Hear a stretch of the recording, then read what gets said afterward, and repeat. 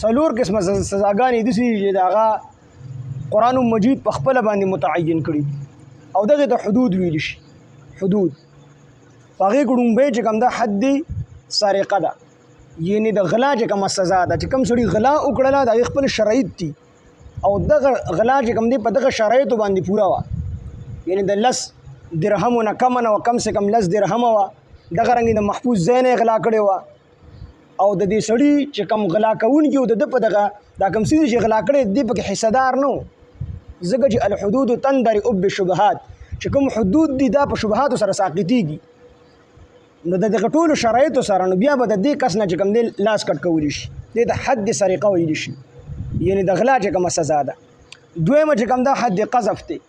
حد قذف دا دی چې یو سړی په پاک دامنه ښځه باندې تهمت د زنا د بدکارۍ ولګي، ځکه چې دا حد د زنا چې کومه ده د زنا چې کومه سزا ده دا په دې ټولو کې سخته سزا ده، سخترینه سزا ده. نو د هغې دپاره بیا ګواهان هم 4 کړي دي چې په نورو کې حدود دي، په دې کې 2 ګواهان دي، 2 ګواهان. خو حد د زنا چې کوم دی یعنې چې یو سړی د زنا تهمت په چا باندې ولګي نو دی به 4 ګواهان چې کوم دی پیش کړي په دې باندې، او دا ګواهان به ګواهي داسې هم نه ورکوي چې بس یاره ما دغه ښځه او سړی یو ځای ولیده داسې نه، بلکل داسې ګواه به ورکړي کالمیل فی المکحلة، دی به داسې ګواه ورکړي لکه دی به چې ما داسې لیدلي دي لکه د رانجو دا سلایې په رنجدان کې.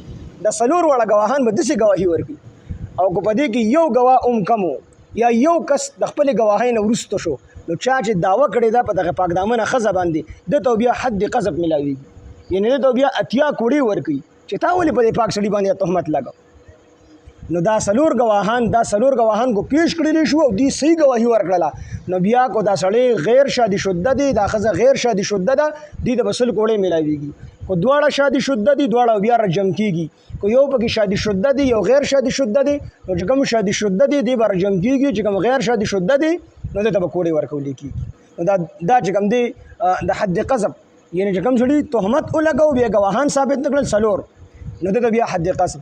دریم حد شرب دی، چا شراب اسکل او هغه باندې ګواهان پیښ شو چې شراب اسکلی دي، یا په خپله باندې اقرار وکړو.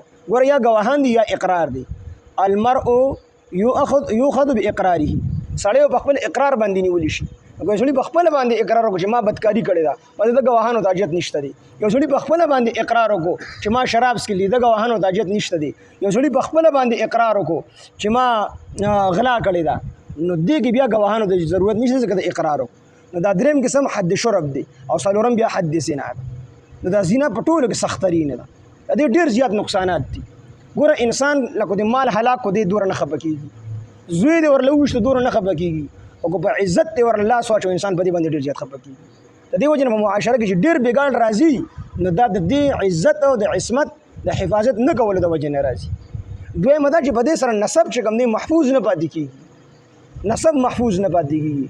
او دریمه وجه دا ده چې کله نسب محفوظ پاتې نه شو نو بیا داسې وشي چې خلک د خپل لور سره نکاح وکړي، دته پته نه ده زما لور. ګوره دا مسله ځان سره یاد ساتئ چې کوم سړي نارینه د کومې زنانه سره بدکاري وکړله، زینه یې وکړله، اوس د دغې زنانه چې څومره اولاد دی دا په دې زاني باندې حرام دی، دا د دې زاني داسې دی لکه خپل سکه بچي. کوم نارینه د کومې زنانه سره بدکاري وکړله، بدفعلې وکړو، زینه یې وکړله، د دې زنانه دا بچي داسې دي لکه د دې سړي خپل بچي. نو دا سړی د دې زنانه سره بیا نکاح کولی شي خو چېرې دا آزاده وي یا د دې خاوند مړ شو د هغې نه وروستو دی خو د دې ښځې سره نکاح کولی شي، خو د دې ښځې څومره اولاد چې دی دا د دې سړي داسې دی لکه خپل سکه اولاد. نو د دې سړي د دې ښځې د اولاد سره نکاح نه کېږي، د دې سړي د اولاد سره د دې ښځې د اولاد نکاح نه کېږي، دا خپل منځ کې رونه خویندې. نو په دې سره بیا نسب محفوظ هم نه پاتې کېږي او اکثر رونه خویندې یو بل سره نکاح وکړي. نو هغه چې زنان خبر نه وي هغه ټول عمر په بدکارۍ کې مبتلا وي، دوی موږ ورنه نکاح کړی. نو په دې سره ډېر لوی نقصانات راځي. د دې وجې نه د زنا سزا دا ډېره سخترینه سزا او عام طور زموږ په معاشره کې هم خلک داسې کوي. اکثر د 2 کسانو د یو بل سره تعلق وي، د ښځې او د سړي، نو داسې وکړي چې دا سړی ولګي د دې ښځې لور خپل ځان دپاره د خپل زوی دپاره وکړي، دا نکاح د سره کېږي نه. د فقه مضبوطه بالاتفاق دا مسله چې د دې دواړو بالکل نکاح نه کېږي. په دې کې اختلاف شته دی چې یو سړي یوې ښځې د شهوت په نظر باندې وکتل نو دا خبره اختلافي ده. بعض امامان وایي چې نه دلته چې کوم دی د دې سره حرمت نه ثابتېږي، حرمت مصاهرت چې ورته او بعضې وي چې ثابتېږي، خو چې کله زنا وشوله نو بس دا د ټولو په نیز باندې اتفاقي خبره ده چې دا ښځه داسې شوه، د دې اولاد داسې شوه لکه دې سړي خپل اولاد، اگر کو د ده د نطفې نه نی پیدا، د ده نه نی پیدا، خو بس ده چې ورسره بدکاري وکړه، دا ښځه په منزله د ښځې شوله، د دې چې څومره اولاد دی او د دې سړي چې څومره اولاد دی پس کې یو بل سره نګاه نه کړي. نو د دې غټ نقصان دا دی چې په معاشره کې کله زنا عامه شي بیا نسب محفوظ نه پاتې کېږي، او چې نسب محفوظ پاتې نه شو نو هلکانه جینکۍ به نکاح کېږي او نکاح به یې نه کېږي، ټول عمر بدکارۍ کې مبتلا وي. د دې وجې نه د زنا سزا چې کوم دا ډېره زیاته سخته ده. په غلا کې ګوره سړی چې کوم دی مخکې ذکر کړلی، ښځه یې وروستو ذکر کړله، په زنا کې ښځه مخکې ذکر کړله او سړی وروستو ذکر کړلی. دې کې وجه دا ده چې د زنا دا فعل دا د ښځې د طرف نه واقع کېږي، یعنې د ښځې د اندامونه الله تعالی داسې جوړ کړي دي چې دا ډېر زر سړی خپل ځان طرف ته مایله کوي. نو په دې زنا کې ډېر کار او لویه وجه دا د ښځې وي، او په غلا کې د ټولو نه غټ کار دا سړي کې ځکه دې زړه وري، نو د هغې وجې نه لومبۍ سزا د سړي ذکر کړل، دلته لومبۍ سزا د ښځې ذکر کړله، 100 کوړې ورته ورکړئ. دا د غیر شادي شده سزا ده، او د شادي شده سزا د رسول الله صلی الله علیه وسلم د افعالو نه هم ثابته ده، دغه رنګ د قرآن مجید د منسوخ التلاوت آیات نه هم ثابته ده. الشیخ والشیخة اذا زنیا فرجموهما، چې کله شادي شده سړی او شادي شده ښځه د یو بل سره بدکاري وکړي نو فرجموهما قرآن مجید وي د دواړه رجم کوي. دا د قرآن آیات خو وروسته بیا منسوخ شوی دی، نو آیات منسوخ دي، تلاوت منسوخ دي او حکم یې باقي دي.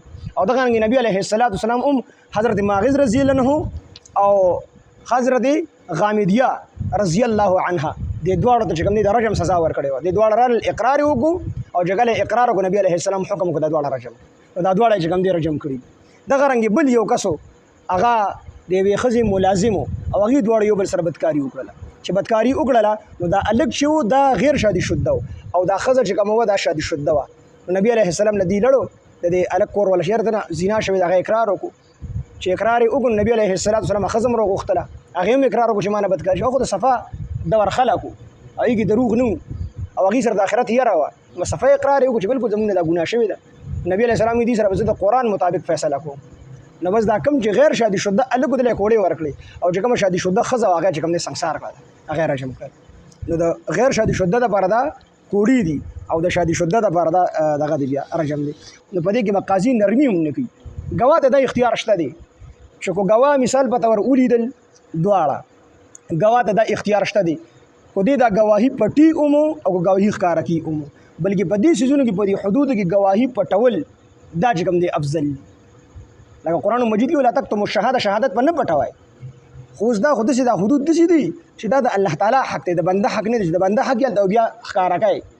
یا چې کله تا نه ته چا ګواه جوړ کړي د چا حق دی هغه تا نه مطالبه وکړي نو په تا باندې بیا ګواهي لازمیږي، هسې په تا باندې ګواهي نه لازمیږي. نو په دې کې که تا ولیدل نو تا ته اختیار دی، شریعت اختیار درکړی، کو پټئ خو هلته کې پرده اچول بهتر دي، پرده اچول بهتر دي او که نه پټئ نو ګواهان به بیا پیش کړي، دواړه ته اختیار دی دا ته. خو چې کله قاضي ته خبره ورسېده نو قاضي بیا داسې نشي کولی چې دې دپاره نرمي وکړي. رأفتن تاسو دې دواړو سره نرمي مه کوئ چې بس قاضي ته ګواهان پیش شو، قاضي به اوس فوراً چې کوم دی سزا نافظ کړي په دې باندې، او که د دې سره نرمي وکړله د ټول امت سره سختي وکړه، د ټول امت سره ظلم وکړه. که په الله په ورځ د قیامت یقین لرئ نو چې کله قاضي عدالت ته خبره لاړه شي او قاضي ته ګواهان پیش کړي شي، قاضي ته د اجازت نشته چې اوس په دې کې نرمي وکړي، خامخا به دغه سزا ورکړي، به د باندې لازمي.